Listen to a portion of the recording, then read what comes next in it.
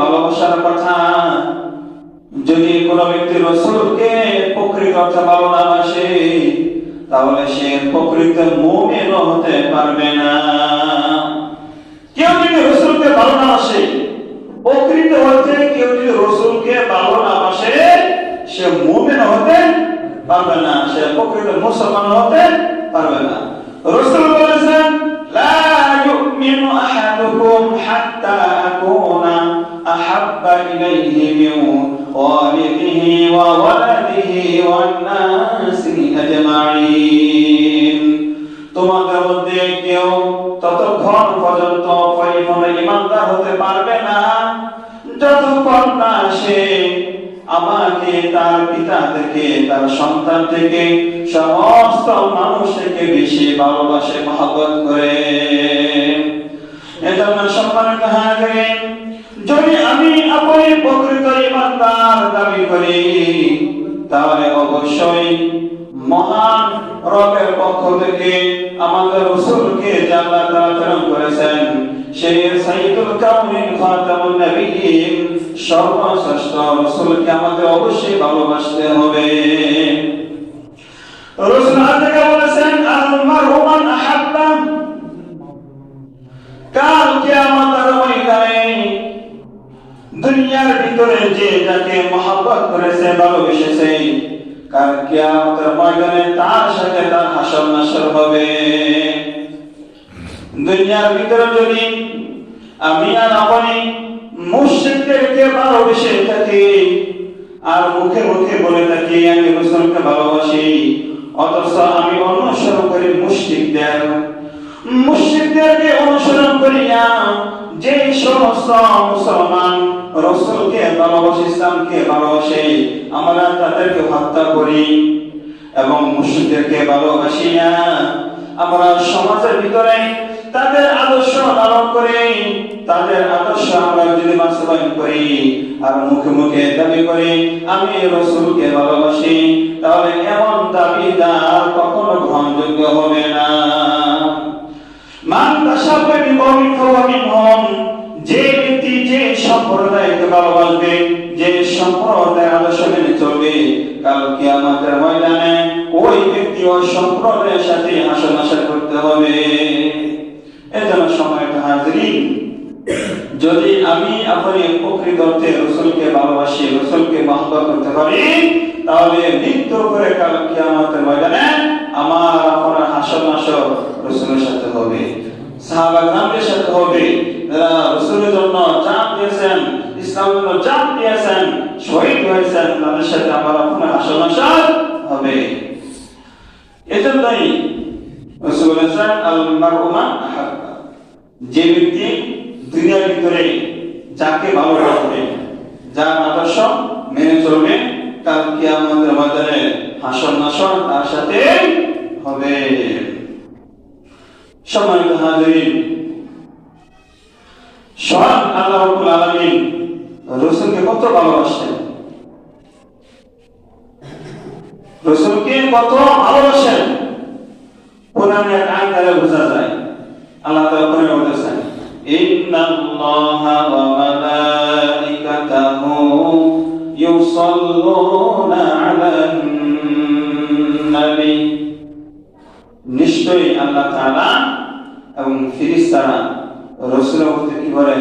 দরুদ করেন, রাসূলের প্রতি সালাম প্রেরণ করেন। তাহলে বুঝেন, স্বয়ং আল্লাহ তাআলা যার প্রতি সালাম প্রেরণ করেন, তাহলে তার প্রতি মহব্বত কেমন, তার প্রতি ভালোবাসা কেমন? স্বয়ং আল্লাহ তাআলা যার প্রতি সালাম পাঠান, সালাম প্রেরণ করেন, তার প্রতি আমাদের ভালোবাসা কেমন? আর তাকে যদি আমরা ভালোবাসতে পারি, প্রকৃত অর্থে তার আনন্দ করতে পারি, তাহলে আমাদের লাভটা কেমন হবে, আমাদের ফায়দাটা কেমন হবে? আল্লাহ তাআলা কোরআনে এক আয়াতে বলেছেন, আমি যে আয়াতটি তেলাওয়াত করেছিলাম, যদি আমরা রাসূলকে ভালোবাসতে পারি তাহলে আমার ফায়দা কি হবে, আমার লাভ কি হবে? আল্লাহ বলেছেন, ওয়া ইয়াগফির লাকুম যুনুবাকুম يحببكم الله ويغفر لكم ذنوبكم فاتبعوني يحببكم الله ويغفر لكم ذنوبكم والله غفور رحيم যদি আমরা প্রকৃত অর্থে রাসূলের ভালোবাসতে পারি, রাসূলকে ভালোবাসতে পারি, রাসূলকে আনুগত্য করতে পারি, আল্লাহ তাআলা বলতেছেন ইউহিব্বুকুমুল্লাহ, আমি আল্লাহ তোমাদেরকে ভালোবাসবো। আল্লাহ আমাদেরকে ভালোবাসবেন। ওয়া ইয়াগফির লাকুম যুনুবাকুম, মহান আল্লাহ তাআলা আমাদের জীবনের সমস্ত গুনাহ খাতা maaf করে দিবেন। সুবহানাল্লাহ। যদি আমার আপনার জীবনের সমস্ত গুনাহ মহান আল্লাহ তাআলা maaf করে দেন, তাহলে চূড়ান্ত ফলাফল হবে আল্লাহ তাআলা অবশ্যই আমাকে আপনাকে জান্নাত দান করবেন। একজন মুমিনের চূড়ান্ত ফলাফল দিতে হওয়া চাই যদি রাসূলকে আনুগত্য করার কারণে, রাসূলকে ভালোবাসার কারণে মহান আল্লাহ তাআলা আমাকে আপনাকে ভালোবাসেন এবং আমাদের জীবনের সমস্ত গুনাহ খাতা maaf করে দেন এবং পরিশেষে আমাদের জান্নাত দান করেন। এর থেকে বড় হওয়ার কি হতে পারে, ঠিক কিনা? সম্মানিত হাজিরিন, রাসূলকে ভালোবেসে দুনিয়াটাও লাভবান হয়েছেন, আখিরাতটাও লাভবান হয়েছেন। এরকম নজির, এরকম উদাহরণ অনেক রয়েছে, অনেক রয়েছে। একটি ঘটনা বলি, যদি এই ঘটনাটি আপনি ভালোভাবে উপলব্ধি করতে পারেন তাহলে বুঝবেন রাসূলকে ভালোবাসার ফায়দা, রাসূলের প্রতি দরুদ পড়ার ফায়দা কতটুকু।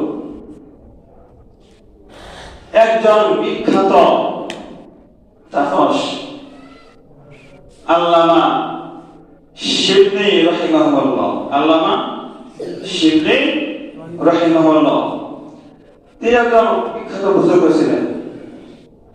তিনি একটি ঘটনা উল্লেখ করেছেন, এক যুবক একটি ঘটনাকে উল্লেখ করেছেন। এই ঘটনাটি বরণীয়দের স্মরণীয় ঘটনা বলে একটি কিতাব আছে, বরণীয়দের স্মরণীয় ঘটনা বলে এই কিতাবে এই ঘটনাটা উল্লেখ করা হয়েছে। তো শিবলি রাহিমাহুল্লাহ তিনি হজ করতে গেছেন, তিনি বাইতুল শরীফ তওয়াফ করতেছেন।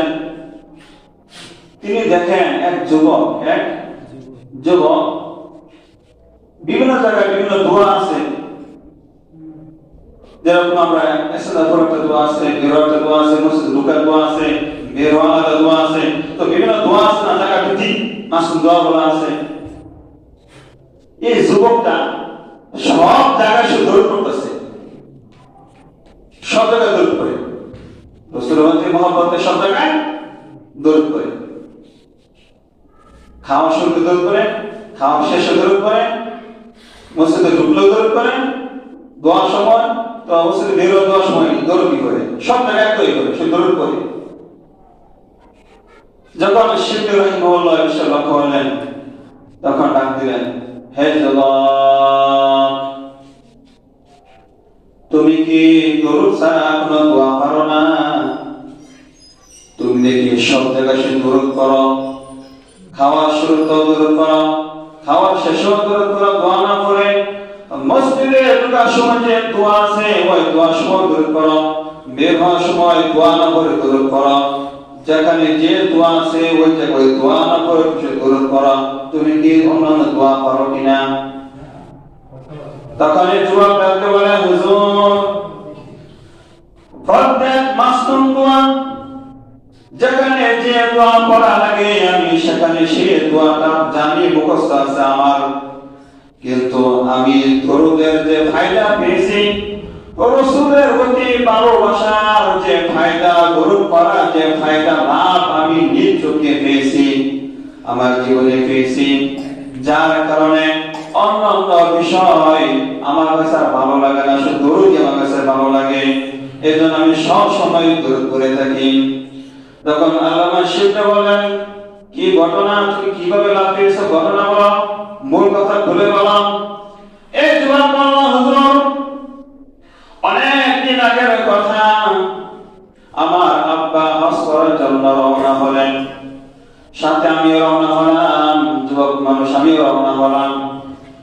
যখন আমার বাবা বাগদাদে এসে প্রশ্ন, হঠাৎ করে বাবা অসুস্থ হয়ে গেল, প্রচন্ড জ্বর, 3-4 দিন এক সপ্তাহ হয়ে গেল। আব্বাকে নিয়ে আমি বাগদাদে রয়েছি, অনেক অসুস্থ, অনেক জ্বর। হঠাৎ করে আমার বাবা মারা গেল।